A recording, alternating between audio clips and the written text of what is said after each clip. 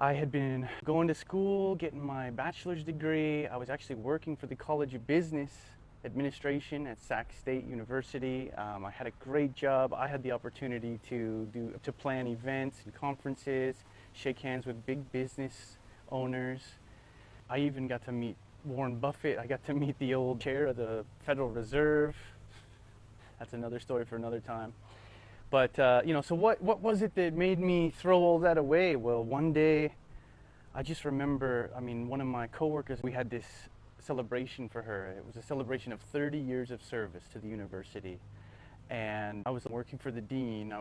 It was a great position, but I was definitely kind of low on the pecking order, but I had the inside view of the hierarchy there, the seniority system and tenure system, with the professors, the universities, all that sort of stuff. Anyhow, one of my coworkers, who was a very nice lady, and I think someone very valuable to the university, so I don't mean to speak ill of her at all, but we had a celebration for her 30th year anniversary with the school, and I just thought, I'd lost two of my closest friends around 21 years old, and that was kind of the first brush with the reality of how fleeting life is, how fragile we are, and I guess how quickly it can all disappear unexpectedly. So definitely that had an immense impact on me. That's the biggest reason why I do what I do.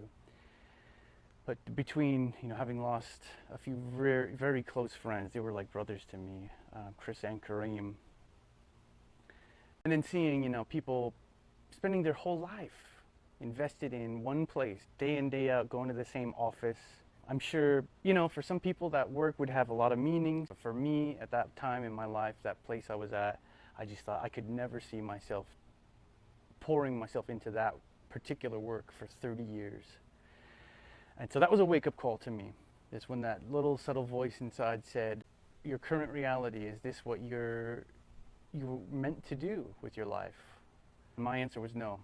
So I did something unthinkable.